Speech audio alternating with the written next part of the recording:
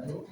Faqala Allah ta'ala fi kitabihil karim ba'da an a'udzu billahi minasyaitonir rajim. Ya ayyuhalladzina amanu taqullaha haqqa tuqatih wa la tamutunna illa wa antum muslimun. Wa qala Nabiyul Karim sallallahu alaihi wasallam man salaka tariqan yaltamisu fihi ilman sahalallahu lahu bihi tariqan ila jannah. Rawahu Muslim. Teman-teman yang insyaallah dimuliakan oleh Allah Subhanahu wa taala, sehat semuanya teman-teman? Bahagia semuanya teman-teman? Ada yang lagi sedih kan? Jangan ya. La takhaf wa la tahzan. Innallaha ma'ana. Gak usah takut, gak usah sedih, Allah bersama kita. Tenang, ada Allah, tenang. Merawat hidayah. Ternyata jika Allah telah memberikan hidayah pada seorang hamba, nggak akan ada yang bisa menyesatkannya. Tapi kalau kemudian seorang hamba memang sudah disesatkan oleh Allah, juga nggak ada yang bisa memberikan petunjuk kepadanya. Dan ternyata untuk bisa mendapatkan petunjuk hidayah ini nggak mudah. Yang dipilih oleh Allah, walaupun nanti ada usaha-usaha yang kita lakukan. Dan kalau kita sudah mendapatkan petunjuk itu, hidayah itu, tolong dirawat. Tolong dirawat. Kalau bahasa bangunan apa maintenance namanya, maintenance gitu kan. Maintenance ya. Butuh perawatan. Ibu mohon maaf, tubuh badannya perlu perawatan atau tidak? Belum. Pakai biaya apa enggak? Ya relatif ya. Seayu-ayune wong wedok nganggo ginju, luwih ayu wong wedok sing sering wudu. Ya maksudnya itu ya merawat, ada yang dengan ginju, ada yang dengan air wudu gitu maksud saya. Intinya dirawat gitu ya, keramas barang ya. Pintu mone kore nonton kayak gitu. Tuh ya bisa mendidis juga ya. Liriti dok-doknya sih paham karena aku bisa ada sih artinya butuh perawatan, badan butuh perawatan, dan itu bagian daripada syukur kepada Allah ya. Nggak iso ketok sidik langsung periksa ke mata, dokter mata, oh ini gitu.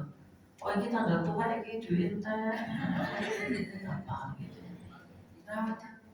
Dan itu harus sebagai bentuk syukur kita. Kukunya dirapiin, ya. Namanya lah ya. Itu ada jerawat diobati. Itu bagian syukur kita kepada Allah. Ya, atas kenikmatan fisik yang diberikan oleh Allah pada kita. Ya kalau memang sudah waktunya uanan, ya gak apa-apa, gak usah sedih, gak usah dadak ini uanan, itu kenyataan, itu gak usah lari dari kenyataan teman. Ya gak apa-apa. Artinya semakin beruban, semakin putih, berharap hati kita juga semakin kuat beriman, semakin putih gitu jamaah. Gitu. Jadi gak usah mikir uang ini kok biasa aja jamaah. Ya. Saya biasa, aku juga bisa enak jamaah. Tapi kan paham nggak, uang itu kan ada uban itu namanya wasta'ala ya, wasta'ala menyala. Berarti orang itu kalau semakin banyak ubannya semakin menyala, semangat. Terbukti kalau ada pemadaman massal kan nyala. Yang kedua, uban itu ternyata juga apa ya? Tanda kemuliaan kedewasaan seorang hamba. Semakin beruban, seolah dia akan semakin dewasa, semakin mulia. Gitu. Uban itu juga bagian daripada ya pepeling lah ya. Uwan wis waktune sowan. Jadi harus memang diingatkan lagi disir, oh iya wis uwanan, wis waktune sowan. Nanti dia akan amal-amal untuk menuju kebaikan gitu. Jadi ya, disemir oleh tak boleh nggak apa-apa. Tapi ibu-ibu harus nyemir, tolong koordinasi dengan suami istri. Aku warnanya apa mas dulu, ya tak semir. Yang penting ojo pada dasarnya ireng nggak boleh kan? Ya bukan nasi orang ireng ngomong oren ngomong. Maksudnya ngomong saya abis suaminya ini loh. Ya benar kaget gitu jemaah. Orang ngomong di rumah, bujuni lo ping tuh kuasa. Dikira sopo, ternyata bujuni.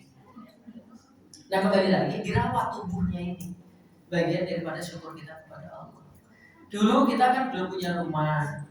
Berdoa ya Allah, mohon ini saya wirawiri Allah ngontrak sana kayak ngontrak per tahun 8 juta itu pun cepet terang aku mohon ya Allah walaupun ciri aku karuniakan rumah dengan izin Allah dikaruniakan rumah.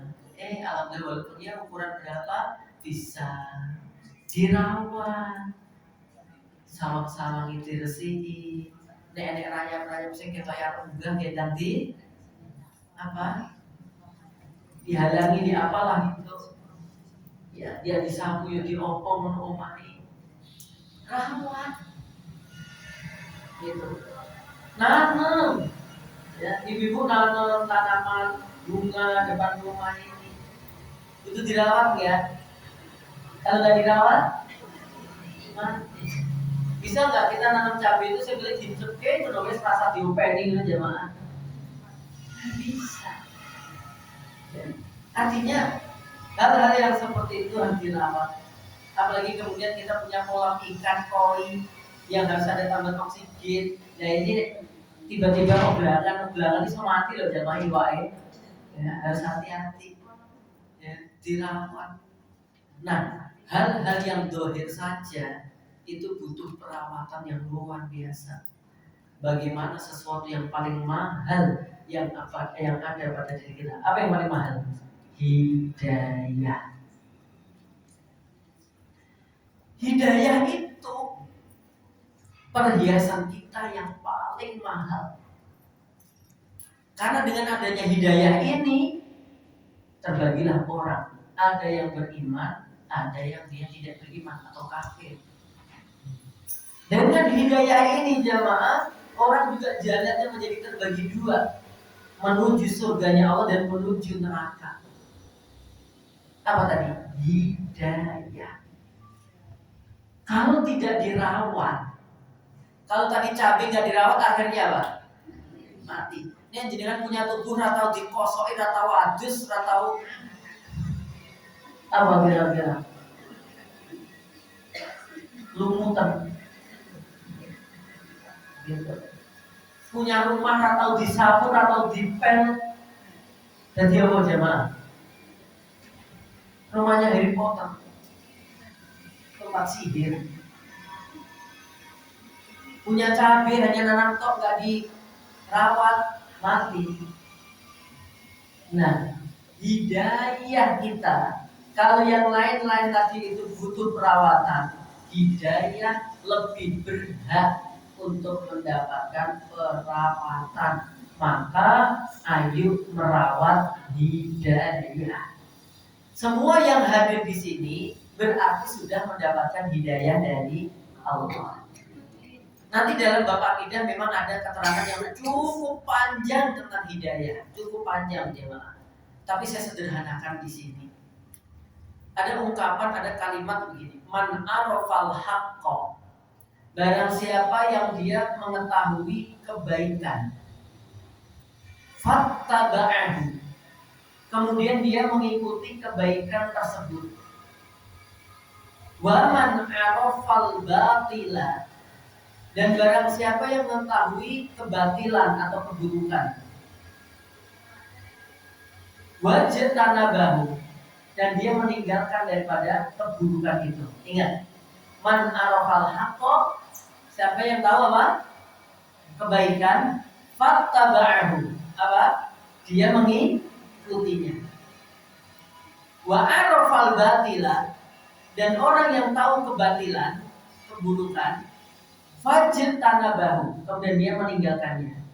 Tahu baik dikerjakan, tahu buruk ditinggalkan. Ingat perkataan ulama. Faqad hadahullah. Satu, dia telah mendapatkan petunjuk Allah. Dia telah memperoleh apa? Hidayah dari Allah. Faqad hadahullah wa tawaffaqahu. Jadi yang pertama dapat hidayah, yang kedua dapat taufik. Yang pertama dapat apa? Hidayah. Yang kedua dapat apa? Taufik. Wa taqabbala minhu amalahu, dan akhirnya Allah terima amal perbuatannya. Ingat, siapa yang mengetahui kebaikan lalu dia ikuti, dia kerjakan. Dan barang siapa yang mengetahui keburukan lalu dia tinggalkan, dia jauhi. Tahu kebaikan dikerjakan, tahu keburukan ditinggalkan. Dapat 3 kebaikan. Tahu kebaikan, kerjakan. Tahu keburukan, tinggalkan. Dapat berapa kebaikan? 3.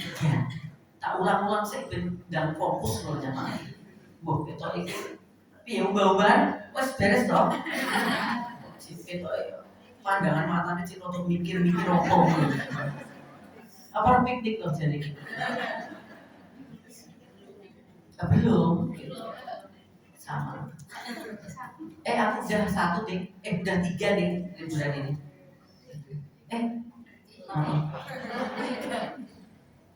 Piknik itu apa coba? Pulang ke Ngawi, ciblon yang kali gitu. Bawa ban dari sini. Ya, nanti bawa pulang lagi. Besok Jumat ngantarkan anak lagi ke Ngawi lagi. Main yang kali menang. Itu kan baik. Ya, bahagia tanpa mengeluarkan biaya. Kembali lagi. Barang siapa yang mengetahui kebaikan, dia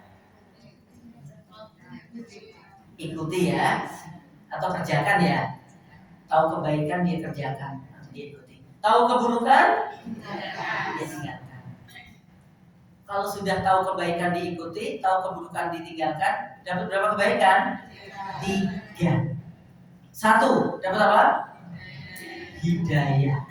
2 dapat apa? Taufik. 3 dapat apa? Diterima amalnya. Sehingga nanti akan sedikit saya urai dari yang saya pahami perbedaan antara hidayah dengan taufik. Ya, walaupun ini nama Taufik Hidayat lagi tercoreng. Padahal dulu nama Taufik Hidayat itu masya Allah ya kan, pemain bulu tangkis. Ya, tapi hari ini nama Taufik Hidayat terrotok tercoreng gara-gara apa? Menyekap orang itu. Itu bohong jelas. Nah, jamaah yang berbahagia, jadi hidayah ya, kalau disebut sendiri dengan taufik, walaupun nanti ya kadang-kadang hidayah juga bisa semuanya gitu. Hidayah itu kalau di sini gitu ya, dari ada 3 hal tadi itu. Sebagian ulama mengatakan hidayah di sini adalah makrifah, pengetahuan. Ngerti ini baik itu hidayah. Ngerti itu buruk, hidayah. Sholat tahajud itu sunnah, hidayah. Ghibah itu dosa, hidayah. Murah senyum itu hidayah. Ngerti murah senyum itu hidayah. Ngerti merangut itu nggak baik, hidayah. Gitu ya. Itu baru apa? Hidayah. Tahu sedekah itu penting, itu hidayah. Tahu pelit itu bahaya, itu hidayah. Semua ini berarti ma'rifah, pengetahuan terkait yang baik dan yang buruk, namanya hidayah. Bergeser ke yang kedua apa tadi? Taufik. Taufik tindak lanjut dari hidayah. Apa? Ketika tahu kebaikan, tahu yang namanya tahajud itu baik, dia kerjakan. Tahu ghibah itu haram, dia tinggalkan. Tahu sedekah itu baik, dia kerjakan. Tahu rasa-rasa itu buruk, dia tinggalkan. Tahu pengajian itu baik, dia kerjakan. Tahu mereview keburukan teman itu adalah jelek dan dia tinggalkan, berarti apa? Taufik. Paham nggak sampai di sini? Nek belum paham tak ulangi alon-alon mana itu. Bapak Ibu, jadi ngantuk. Barang siapa yang mengetahui kebaikan, dia ikuti. Tahu keburukan, dia tinggalkan. Berarti dia mendapatkan 3 kebaikan. 1, hidayah. 2, 3, itu mau kelingan ngajar TK Aisyah. Itu. Nah, perbedaannya apa? Nah, dalam konteks ini, nanti dalam konteks yang lain, penjelasannya ya ini topik adalah jadi satu kayak gitu. Jadi kalau kita udah ngerti ini baik, kita ngerti itu buruk, itu hidayah, tapi belum taufik. Sifatnya baru pengetahuan, baru ngerti gitu loh.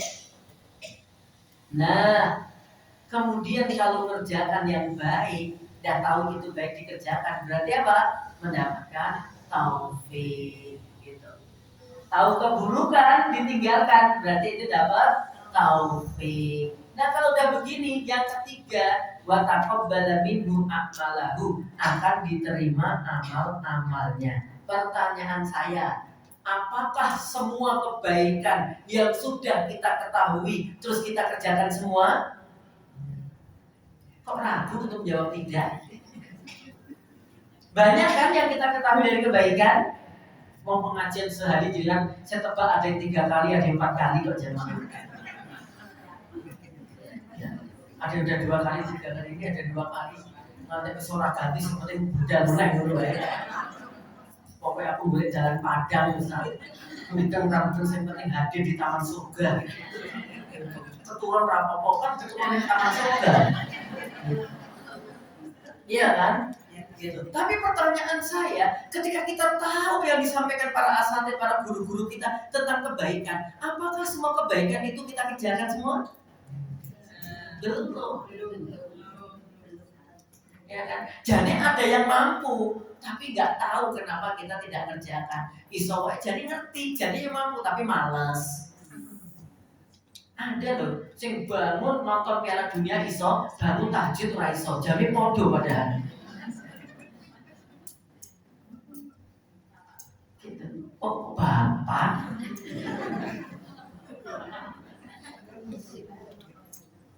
Ya, jamaah.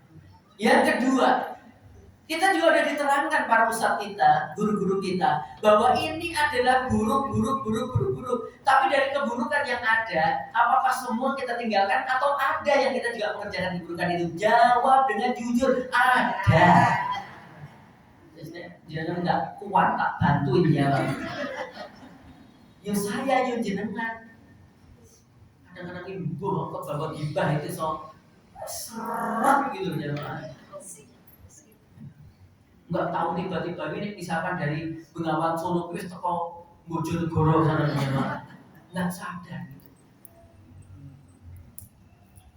Nah, maka taufik itu adalah setelah kita tahu baik, kita kerjakan. Setelah tahu buruk, kita tinggalkan. Berarti kita yang pertama tadi dapat hidayah, gitu ya. Yang kedua dapat taufik. Nah, dengan itu amal kita akan dikerjakan. Sekali lagi itu pada satu versi penjelasan. Nanti ada yang lain, ya. Kadang-kadang hidayah ya sampai kemudian kita tahu Islam itu benar dan kita masuk Islam, nah itu hidayah. Sebagian juga menerangkan seperti itu. Ada doa yang kita sering membacanya. Allahumma arinal haqqo haqqan warzuqna ittiba'ah wa arinal batila batila warzuqna ijtinabah. Lah nyambung banget dengan doa ini, dengan yang kita pahami. Ya Allah, kumohon, perlihatkanlah, nampakkanlah kepada kami bahwa yang hak adalah hak, yang baik adalah baik. Apa doanya berhenti di situ? Enggak. Warzuqna, kumohon wahai Allah, karuniakan rizki kepada kami ittiba'ah, untuk bisa mengikuti kebaikan itu. Jadi tidak hanya berdoa, ya Allah tunjukkan di mana jalan kebaikan, gak cukup itu. Kadang udah ditunjukkan kemudian dia gak mau ambil. Maka tunjukkan ya Allah dan berikan aku rizki untuk bisa mengikuti kebaikan itu. Di sini juga menegaskan ternyata rizki itu gak mesti undi-undi. Rizki itu gak mesti wajib. Rizki itu gak mesti go and drill.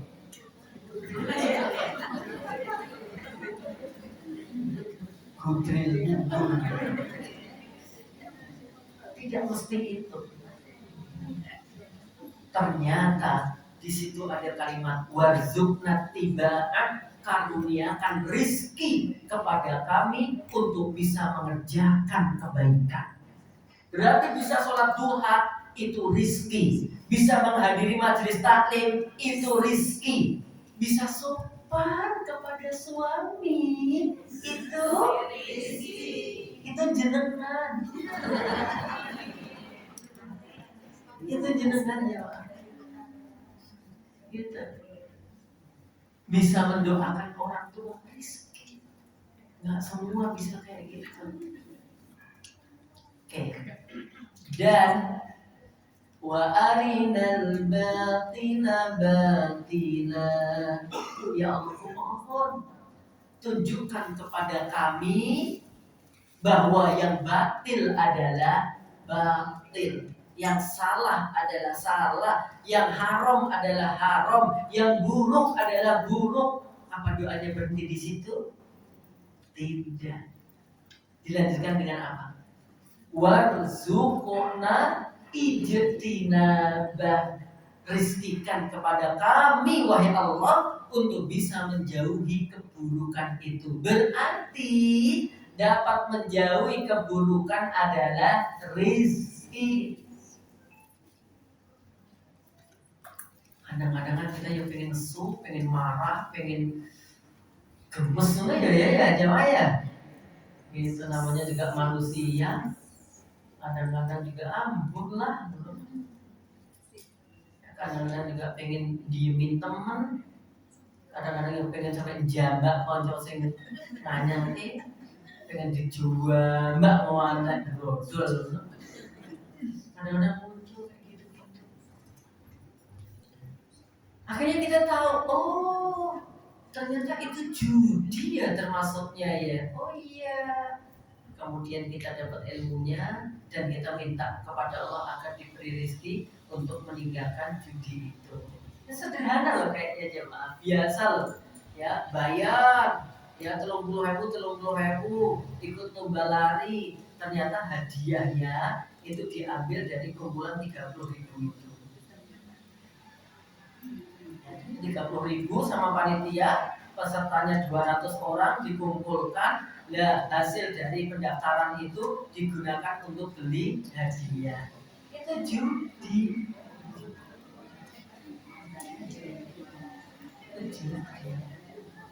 Kecuali hadiahnya dari sponsor. Ya. Kemudian bayar 30.000 untuk apa? Untuk kaos, untuk snack, untuk tisu. Ya wajar lah untuk tanda apa klante.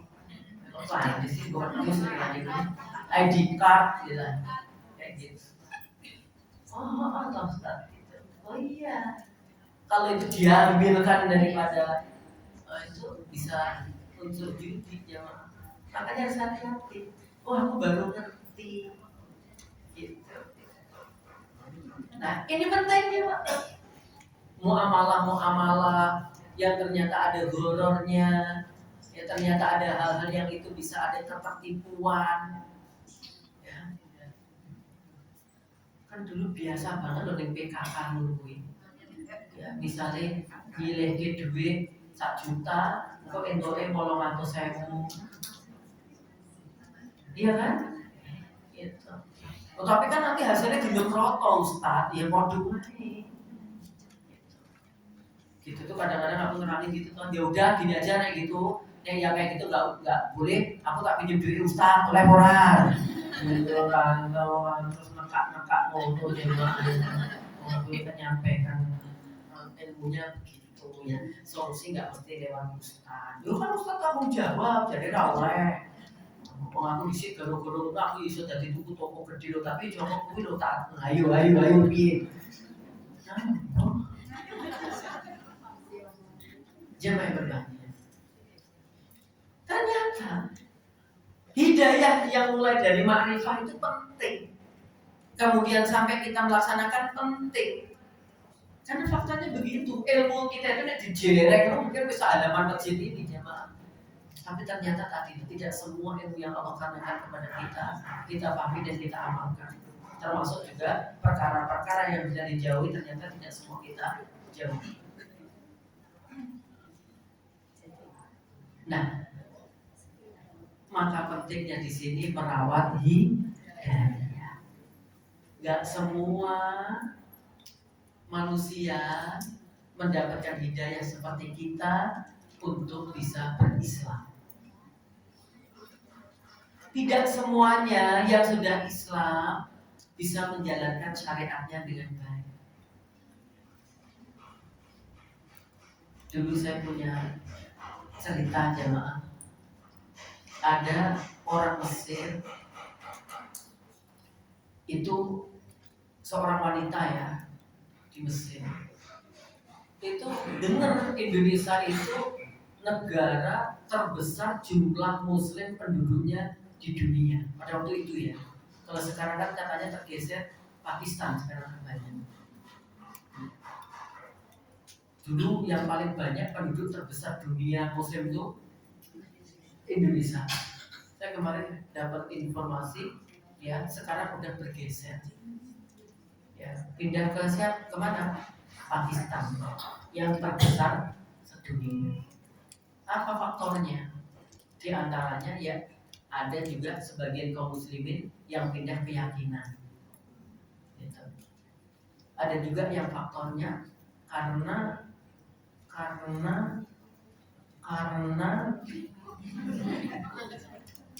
di Pakistan itu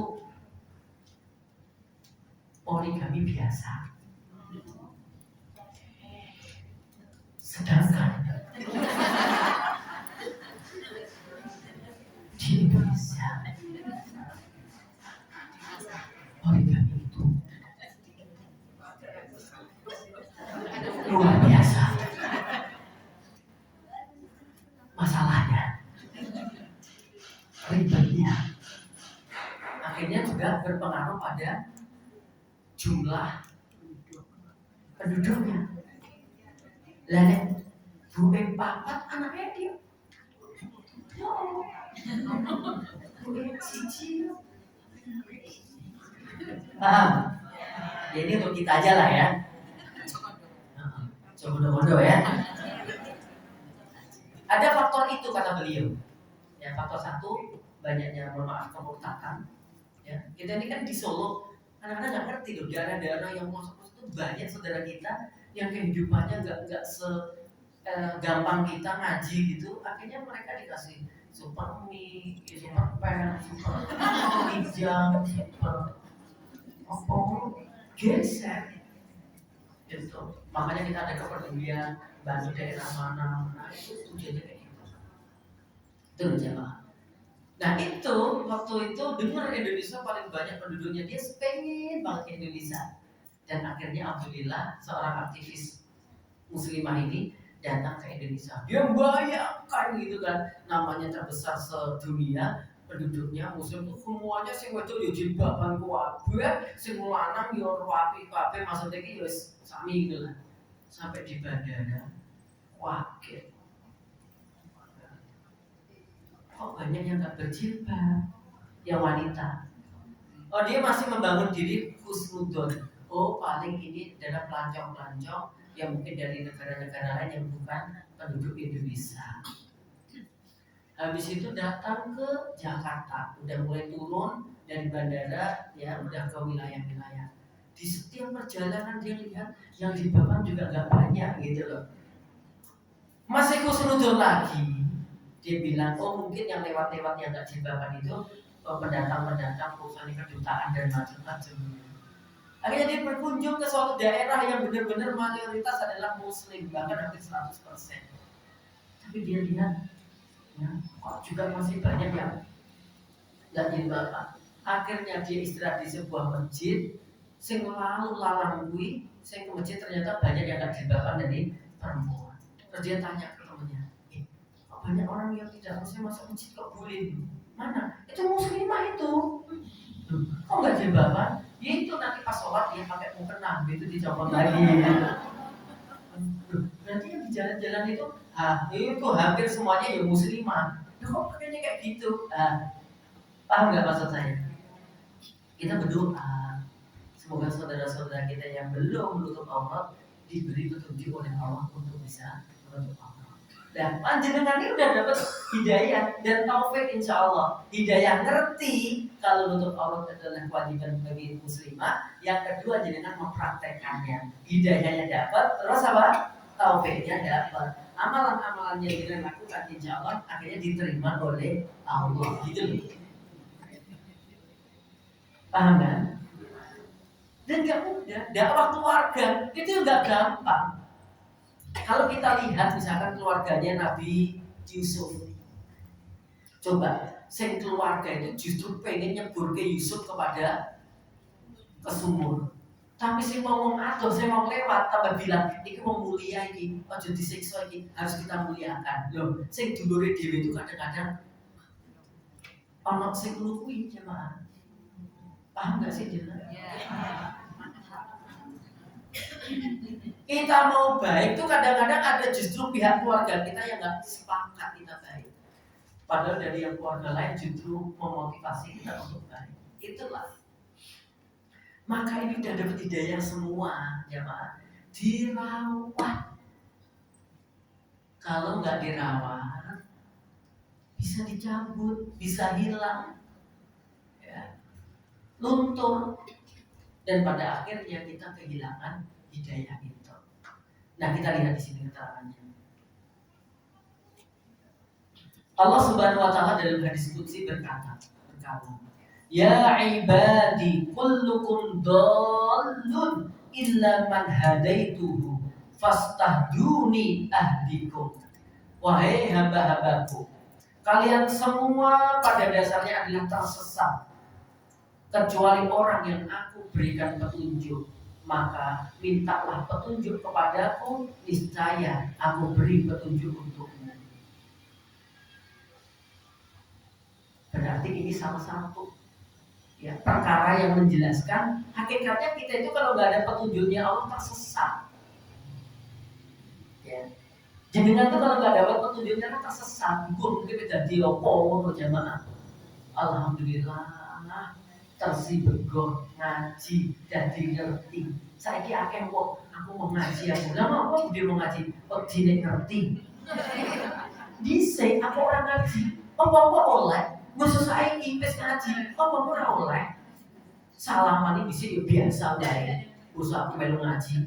Ora oleh salaman kecuali mbek iki. Ngopo urip kok angel era.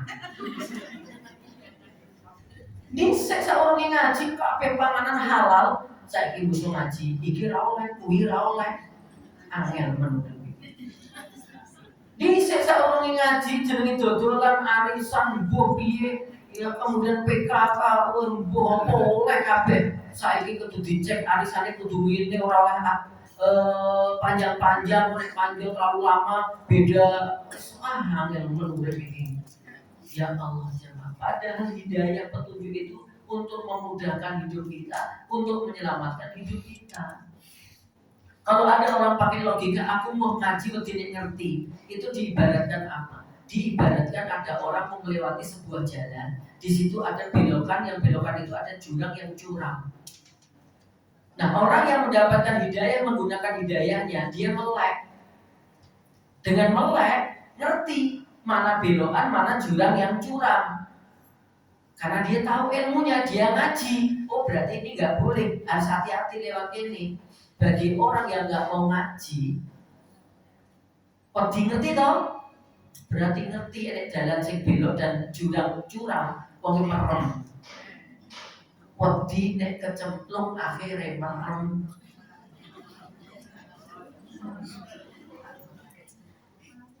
Malah kan gitu kan logikanya. Wedi ngerti loh. Ya memang ngaji itu supaya ngerti. Kalaupun ada yang awalnya ini boleh, aku bisa loh bulan nambah konco-konco SMA rapopo. Ngomong bapak yang mulai kayak ustadz yang mulai. Bukan saya. Gitu. Wala taqrabuz zina innahu kana fahisha wasa'a sabila. Jangan kalian dekati zina. Zina itu keji dan itu seburuk-buruk jalan. Gitu. Akhirnya ngeri gitu. Dan lainnya, ya, jangan mengurangi takaran, jangan mengurangi timbangan, jangan merugikan orang lain. Itu syariatnya begitu jemaah. Biasa Ustaz, bisa mendapat jodolan yang menurutku orang popo. Maksud dadak dijelaske, iki sing apik, iki sing elek, ya ora ayo yo. Badine sithik. Beras rojo lele dicampur rojo cedul. Dia bilang ini rojo lele. Kayak gitu cuma. Dulu di zaman Umar itu ada orang jualan susu. Ya. Ada yang lain-lain itu dicampur air. Yang satu murni. Yang campurannya udah waki-waki dulu gimana. Tapi yang satu dia ketika mau mencampur itu takut gitu. Terus kemudian dialog itu ibu sama anak perempuannya. Lanjut, nek awake dodolan ngene iki lak yo untunge sithik. Wis melu liyan-liyane wae yo dicampurin banyu. Ojo, Bu. Lah paling Khalifah Umar yo ora ngerti. Ya nek masalah Khalifah Umar gak ngerti, Bu. Lah Gusti Allah yo pirsa to, Bu. Oh iya gitu. Masya Allah. Ya. Jadi syariat ini membawa kebaikan. Maka minta petunjuk kepada Allah. Dalam surah Al-Fatihah, Ihdinas siratal mustaqim. Ya Allah, berikanlah kepada kami petunjuk jalan yang lurus. Setiap sholat kita baca 17 kali. Ya. Dan kita selalu minta, yaitu petunjuk. Petunjuk apa sih ini? Jalan yang lurus. Jalan lurus itu jalan yang apa? Alladzina an'amta 'alaihim minan nabiyyin wasiddiqin wasyuhada'i wassalihin. Yaitu jalan yang kenikmatan yang kau berikan kepada mereka, ya, para nabi, para syuhada, orang-orang soleh, ya, orang-orang jujur gitu. Bahkan kalau kita dulu, ya, terutama di sholat-sholat kunut, ya, ada baca nama Allahumma hdina fiman hadait wa afina fiman afait wa tawallana fiman tawallait. Allahumma hdina fiman hadait. Ya Allah, berikanlah hidayah kepadaku di dalam golongan orang-orang yang kau beri hidayah. Mahal tuh Pak hidayah tuh. Itu gak gampang. Jenengan Masya Allah sekarang solihah. Iya. Terus gak senang gibah, gak sandasan, tunjuk luar biasa. Konaan. Dulu coba antum sebelum ngaji, waktu jika esok piro-piro ke bujuk, namanya dah. Sekarang senang ngaji, Masya Allah. Ini di untuk kita hari ini hanya 20 juta satu bulan, gak apa-apa. Gak apa-apa mas, saya konaan mas. 20 juta untuk satu bulan saya. Setelah ngaji saya konaan. Gak apa-apa.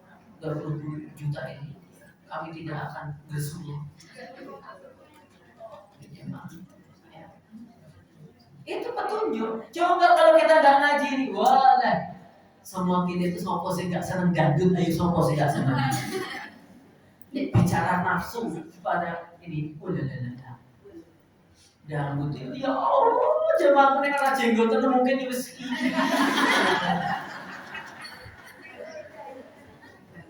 Enak, jujur enak dan gitu. Enak. Ya, tapi karena kita tahu, hati-hati.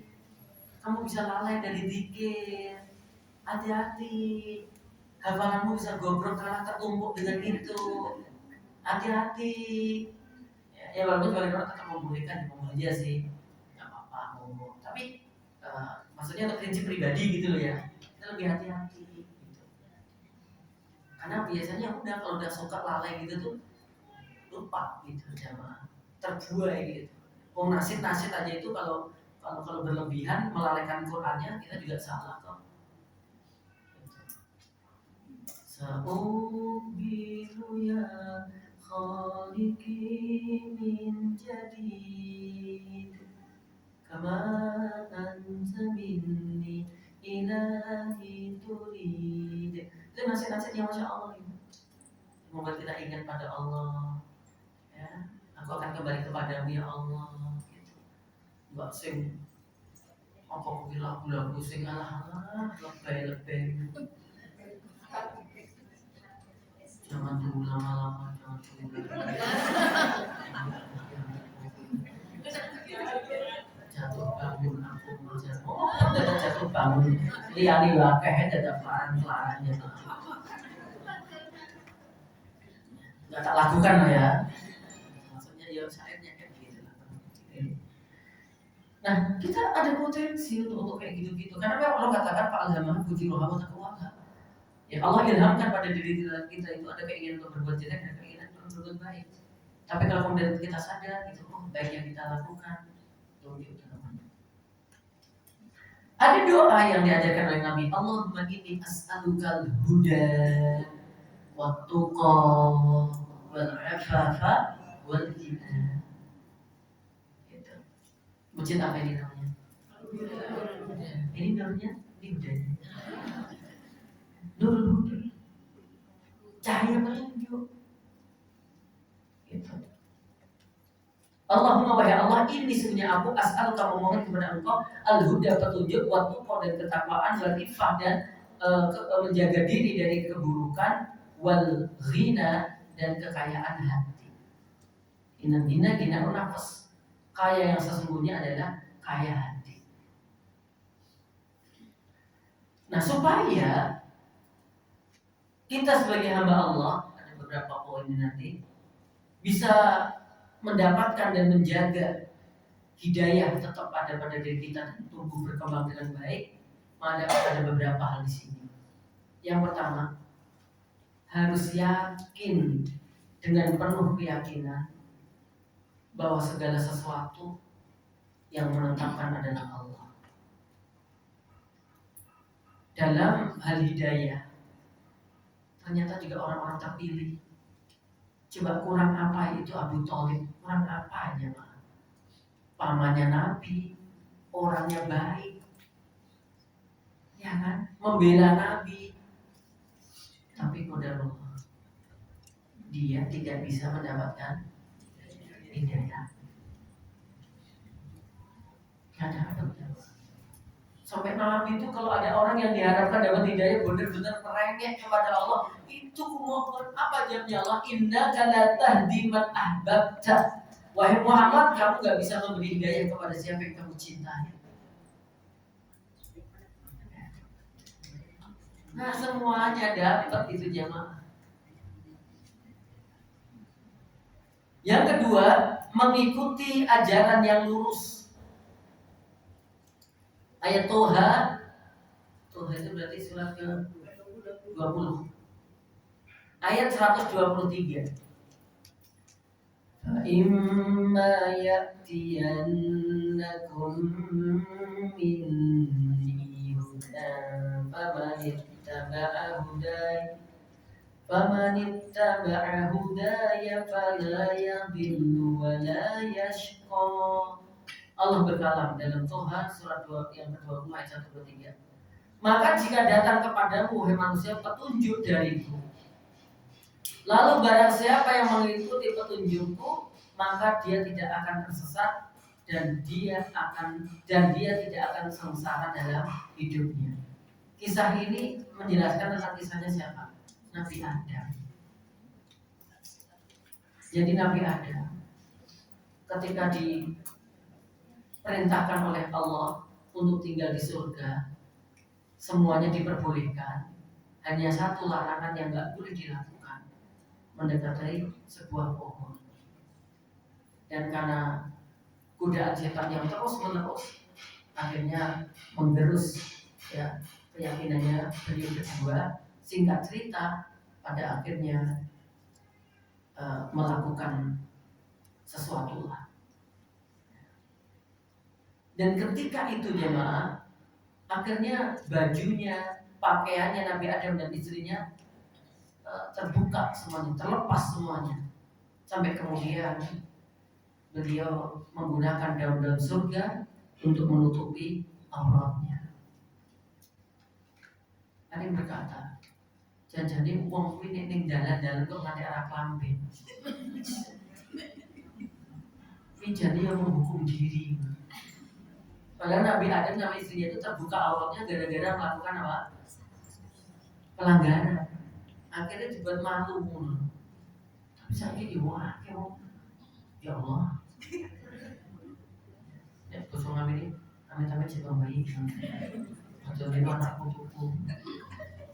Nek bahasa kita bagian bilang, kita berlindung kepada Allah.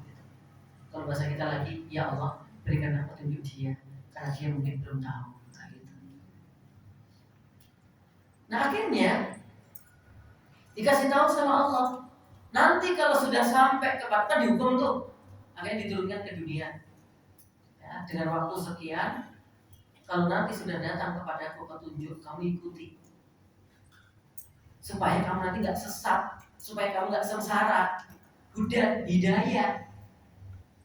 Kemudian turunlah kalimat Rabbana dzulamna anfusana wa illam taghfir lana wa tarhamna lanakunanna minal khasirin. Itu kan dibaca Nabi Adam sama istrinya. Rabbana dzulamna anfusana wa ya Allah, sungguh kami telah menzalimi diri kami.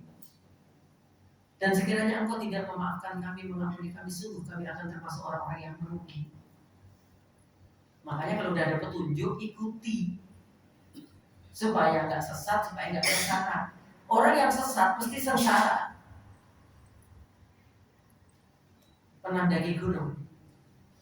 Jarang ya. Aku dulu waktu SMA, aku lagi gabut gitu, langsung naik gunung Lawu. Berdua mentok. Ajak koncoku jenis Sumardi. Sini aku, yuk. Udah, nanti naik jam 5 sore, nanti sampai sana, langsung turun ke rumah jam. Ya nggak semudah itu. Nah, hal yang dikhawatirkan di antara pedagang ketika tersesat. Kalau udah tersesat, apalagi di gunung Lawu gunung gede ini jamaah, ya udah tersesat dari jalannya, kehabisan bekal, bingung, boleh aneh-aneh, sengsara. Apalagi dewe play, nek tersesat wong 10 loh, bisa diskusi apa-apa, bagi-bagi dewe play. Gitu jamaah. Sengsara, tidur wedi, itu jangankan di Gunung Lawu, kok ada ibu-ibu sing lanang metu, anake rong mulai ora wani turu dhewe kok ning omah. Coba turu ning emper, tidur di sofa depan itu, tau lewat, Bu, jamnya mepet kok dari mlebet dalam niku to Bu, adem loh. Enggak apa-apa kok. Lah apa to Bu kok jaringan aku nunggu bojoku kok. Lah apa Bu? Lah aku kan istri setia. Enggak mungkin lah aku tidur duluan sebelum istriku pulang. Padahal putih. Wong wedok ning omahe dhewe wedi. Ibu berani? Enggak. Awal wali ya. Malu enggak? Kenapa? Aku berani jemaah. Walaupun kadang-kadang ada perasaan dia gitu. Oh, iya baik. Di rem-rem kayak mana juga ada rem-rem nih. Kalau malam itu lama banget.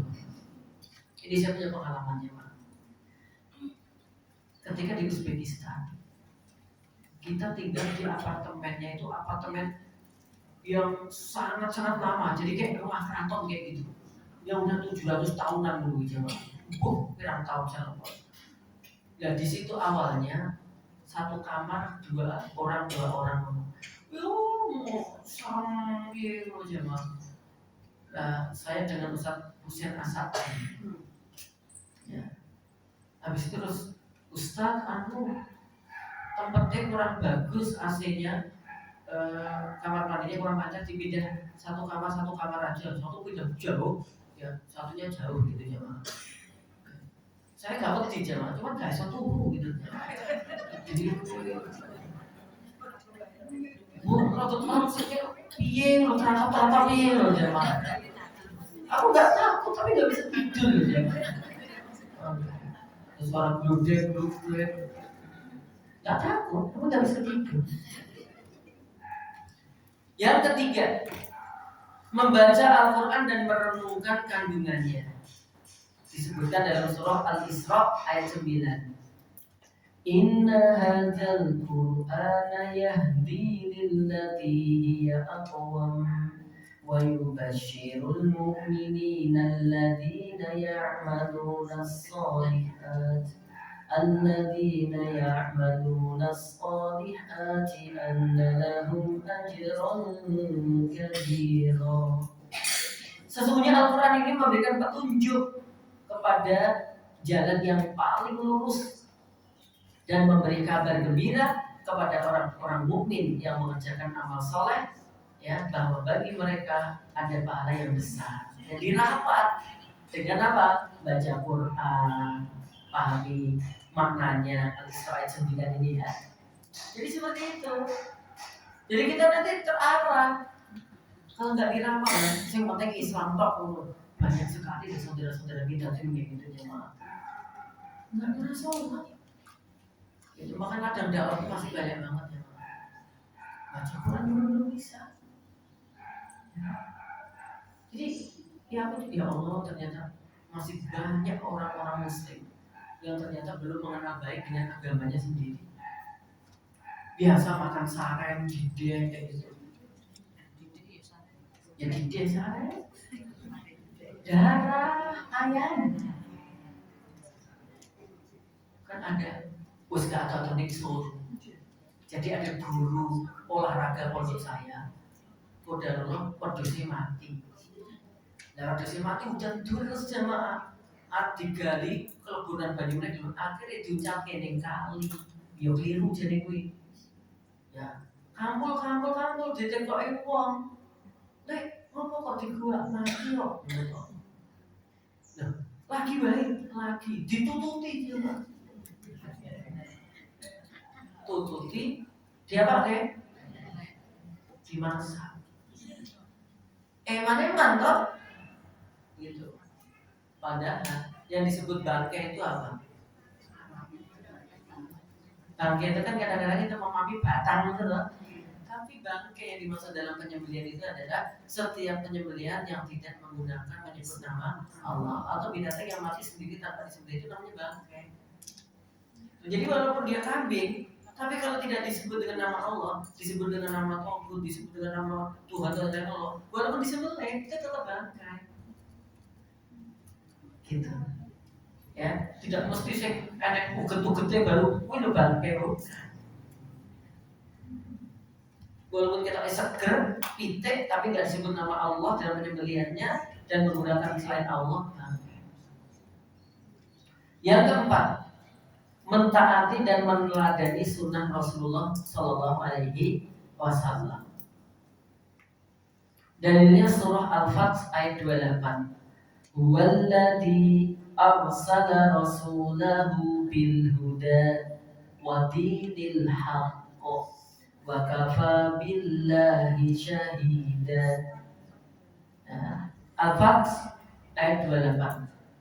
Dialah Allah yang telah mengutus Rasulnya dengan membawa petunjuk dari, jadi yang dibawa Nabi SAW itu adalah petunjuk dari Allah dan agama yang benar yang dimenangkan terhadapnya agama itu, maka cukuplah Allah menjadi saksi. Al-Huda di sini artinya adalah petunjuk. Dalam ayat ini juga diartikan ilmu yang bermanfaat, dan dinul haq adalah agama yang benar. Sehingga dengan mengikuti sunnah-sunnah Nabi itu terawat hidayah kita.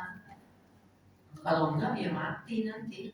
Sunnah Nabi ada puasa Senin Kamis, puasa Nabi ada tahajud, sunnah Nabi ada senyum, sunnah Nabi ada banyak makan dengan tangan kanan. Kalau itu dirawat, diamalkan, jadi kehidupan kita itu berdasarkan petunjuk, sehingga hidayah itu ada. Tapi kan lama-lama kan banyak yang luntur, kan dari sunnah ya rapopo, yang penting wajib gitu kan. Dan yang wajib sebagai ditinggalkan rapopo. Ya misalkan sholat 5 waktu kan 5, aku jadi sholat 4 kan jampe gitu kan. Lah konco aku lho enek sing perlu nanti mau lurut tok gitu. Subuh habis duhur tok. Nah aku kan jadi mending kayak gitu. Lama-lama aku ora apa siji mending kok gitu. Enek sing belas kok gitu. Terus aku setahun pisan pas sholat Idul Fitri bae kok. Kayak gitu tuh. Ada yang sholatnya. Saudara kita itu seperti itu. Jadi gak dirawat petunjuknya. Gak dirawat imannya. Ya kalau gak dirawat ya lama-lama habis. Yang kelima, mengikuti pemahaman dan pengamalan para sahabat. Jadi para sahabat, misalkan disebutkan dalam surah Al-Baqarah surat yang kedua ayat 137, fa in amanu bimisli ma amantum bi faqad ihtadaw wa in tawallaw fa innama hum fi shiqaq. Jika mereka beriman seperti keimanan kalian para sahabat, maka sungguh mereka telah mendapat petunjuk. Dan jika mereka berpaling, maka sungguh mereka dalam perpecahan. Al-Baqarah 137. Itu mengikuti petunjuk yang dibawa oleh para sahabat. Al-Baqarah 137 di akhir-akhirnya. Fa in amanu, kalau mereka itu beriman seperti iman kalian, imannya para sahabat, akan dapat petunjuk jemaah. Jadi keimanan kita dengan ulama-ulama sahabat tentu itu sama gitu. Ini termasuk juga yang melebarnya ke orang-orang yang soleh, ya, mengikuti para sahabat, mengikuti orang-orang yang soleh. Gitu. Terakhir jemaah di poin ke-6 di sini disebutkan yaitu agar hidayah kita itu tetap kuat di hati ini, maka kita harus selalu mengimani takdirnya Allah dengan iman yang benar. Disebutkan di dalam surah At-Taghabun ayat 11, ma asaba min musibatin illa biidznillah. Apa yang menimpa dari sebuah musibah, tidaklah sesuatu musibah itu menimpa seseorang kecuali dengan izin Allah.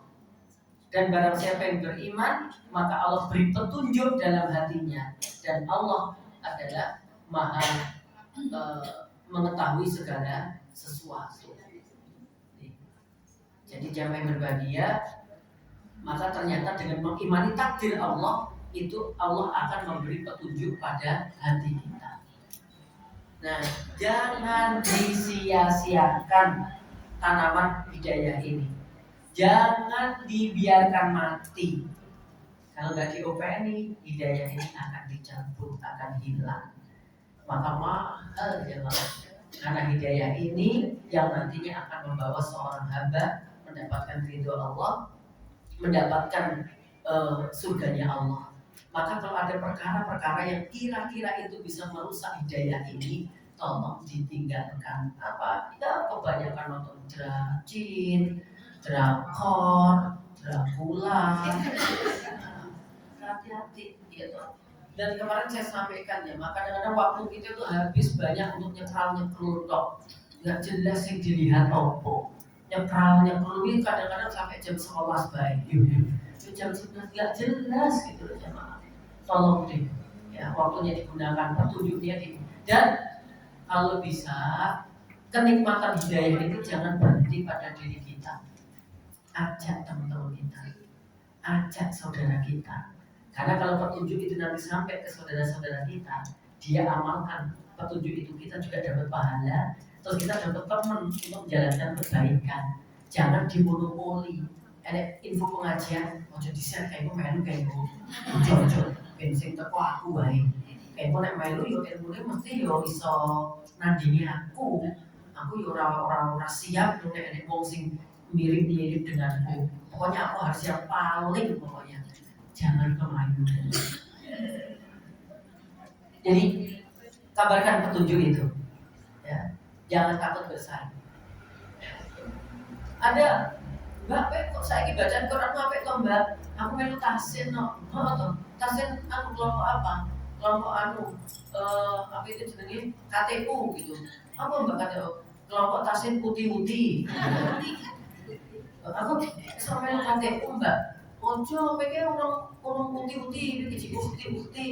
Sing sesuk wae sing kelompok anu. Mbak, aku isone cocok lebih waktu ini jenengan iki langsung. Ibu nak melu mesti bacaannya paling apik, ini aku kalah. Oke, kok ustadznya mesti ngapain gitu loh jamaah. Kalau dia dengan wasilah kita kok bisa ikut, bisa ngaji, kita dapat pahala. Gitu loh. Jangan takut masalah itu, kemampuan itu udah diatur sama Allah kok. Memang aku juga lihatnya, aku kan itu balap banget jamaah. Saya tuh biasa banget. Aku di konco-konco dia mau apa itu cowok cepet menjamaah ya Allah, betul guru gitu ngapalin bahasa Arab bisa sholat gitu. Nah, ya Allah. Ya udah, tapi nggak apa-apa, pada akhirnya kita bisa tanya dia gitu. Gitu aja. Nggak usah takut apa? Saing, ya? Kayak musuh balik. Gitu. Oke, saya rasa itu. Jika ada yang ditanyakan, satu atau dua silakan. Jika tidak, kita tutup.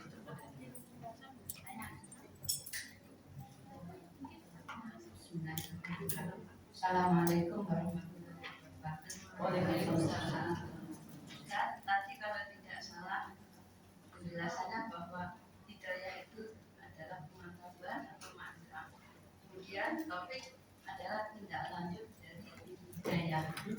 Nah, pengalaman saya yang pernah saya dengar bahwa sering-sering para pembicara itu kalau mau mengakhiri pembicaraannya itu ya sering Topik dulu baru hidayah. Berarti itu kurang tepat.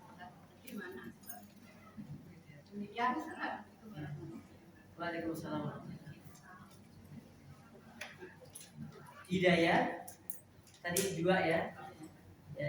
Hidayah namanya hidayatul bayan dan hidayatul rusdi. Hidayatul rusdi itu nama lainnya taufik itu. Hidayatul bayan itu mengetahui yang baik yang buruk, ya kan? Nah kemudian nanti hidayatul rusdi atau taufik adalah mengamalkan.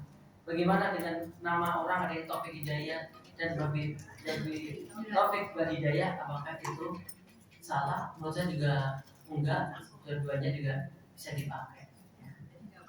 Enggak apa-apa. Jangan mulai dari sini mau dibalik toh. Babi hidayah wa taufik. Mbak, ono ya. Wabillahi taufik wal hidayah.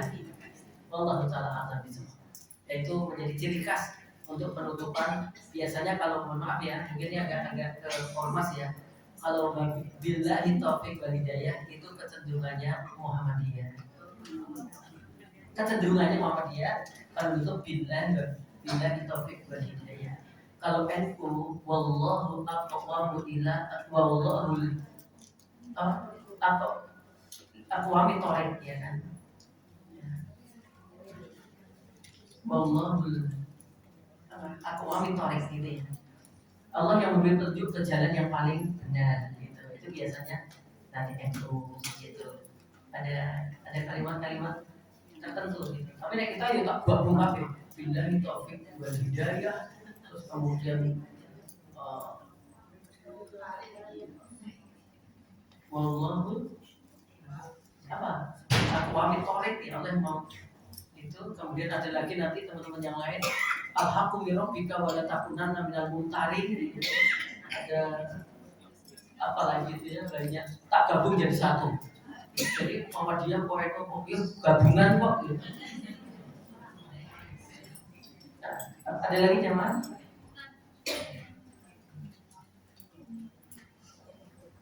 Satu lagi ya. Nah, kalau di NU biasanya ya, wallahu muwaffiq ila aqwamit thoriq. Wallahu muwaffiq ila aqwamit thoriq. Itu untuk penutupan biasanya.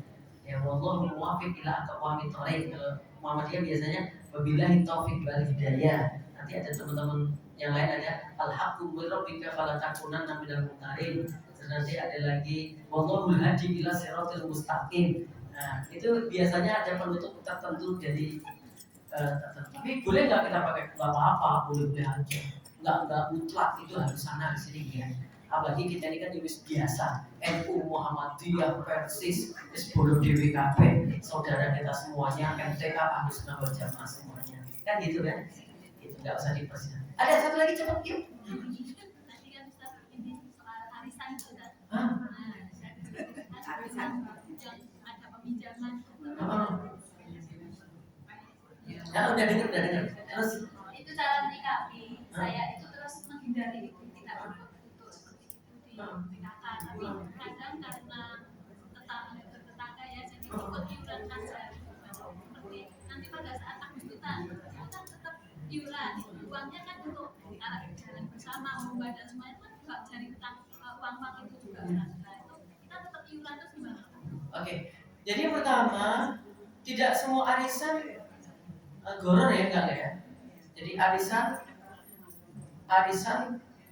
termasuk hukumnya sebagai arisan itu sebagai lama mubah, kayak utang piutang. Cuma ini terlalu lama, itu nanti bisa bermasalah. Misalkan arisan sejak tahun 2000 itu kok saiki, ya kan? Tahun 2000 kumpulannya dapat 500.000, zaman itu bisa ditukoke. Nah, saya 500.000 itu opo. Nah itu yang terlalu lama akan jadi goror. Ada yang merasa dirugikan, gitu. Sehingga ada ketimpangan gitu. Nah, kayak tadi bagaimana ada perlombaan-perlombaan gitu. Padahal kita di daerah situ gitu. Ya kalau memang kan tadi tidak semua lomba Agustusan itu mesti caranya begitu. Ada juga yang lomba itu memang uangnya bukan untuk hadiah, gitu ya. Uangnya itu hanya untuk pendaftaran. Tapi kalau dari sudut pandang agama, kalau memang itu untuk hadiah ya dari peserta kayak tadi itu memang nggak boleh. Mau acaranya apa, mau jalan sehat, mau jalan ukhuwah, tapi kalau hadiah itu diambilkan dari iuran-iuran itu mesti jatuhnya judi dan itu nggak boleh. Dan bagaimana caranya? Kalau kita juga wajib untuk iuran untuk apa gitu? Ya kita bisa bilang kalau memang itu untuk iuran itu ya maaf saya ini tidak untuk itu, mungkin untuk beli apa untuk yang lainnya, jangan diikutkan yang untuk itu gitu. Misalkan ada sebuah daerah itu wajib untuk iuran padahal untuk beli wedus untuk dibeli di perempatan, untuk di apa ya, dihidangkan untuk danyang-danyang ngumpul gitu. Kan ada di beberapa tempat itu ya. Ya saya terlepas masalah budaya atau apa maksudnya. Pokoknya di ajaran kita nggak boleh nyembelih binatang terus ditujukan kepada sing bau rekso dan yang apa kayak gitu ya.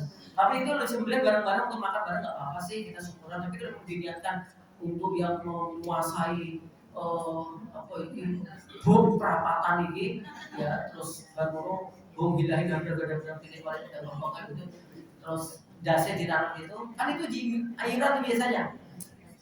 Kalau enggak, padahal kita bisa dimana, bisa diusir, bisa ya intimidasi misalkan sampai begitu. Kalau enggak apa-apa nggak iuran ya enak. Kalau boleh nggak iuran aku nggak ikut aja gitu. Kalau boleh ya kan nggak sebenarnya. Nah aku iuran bahkan iuran itu lebih besar. Yang lainnya 50.000, aku 200.000. Tapi maaf jangan diikutkan untuk acara itu. Ya iuran saya 200.000 itu untuk perbaikan jalan atau semen atau buat beli lampu. Nah kalau ternyata di sana dipakai itu kita udah berlepas diri. Ya kan? Kita nggak ngikirkan itu. Paham? Nah, iya. Soal nanti jangan benar-benar campur baik. Wis kita berlepas diri. Nanti pas dipanggil Allah dulu kamu gini-gini, aku enggak kok, aku bilang gini kok. Ini rekaman CCTV-nya. Saya rasa itu kita berdoa. A'udzubillahi minasyaitonir rajim. Bismillahirrahmanirrahim. Allahumma shalli ala Muhammad wa ala Muhammad kama shallaita ala Ibrahim wa ala ali Ibrahim fil alamin innaka Hamidum Majid. Allahumma inna nas'aluka 'ilman nafi'an wa rizqan thayyiban wa amalan mutaqabbalan. Allahumma inna nas'aluka al-huda wa tuqa wal 'afafa wal ghina. Allahumma ij'alna minat tawabin wa ij'alna minal mutatahhirin. Rabbana hab lana minas shalihin, Rabbana hab lana min azwajina wa dhurriyyatina qurrata a'yun waj'alna lil muttaqina imama.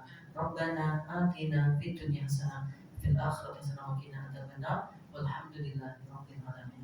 Jazakumullahu khairan. Assalamualaikum warahmatullahi wabarakatuh. Waalaikumsalam warahmatullahi wabarakatuh. Jazakumullah khairan Ustaz atas nasihat kepada pagi hari ini. Semoga kita senantiasa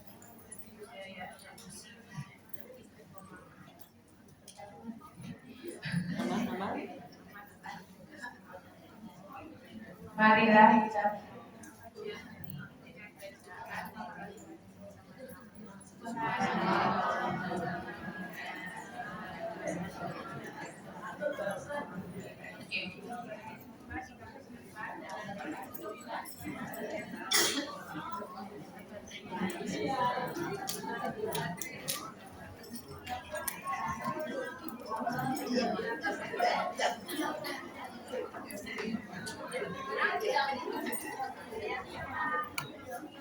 Mama ya.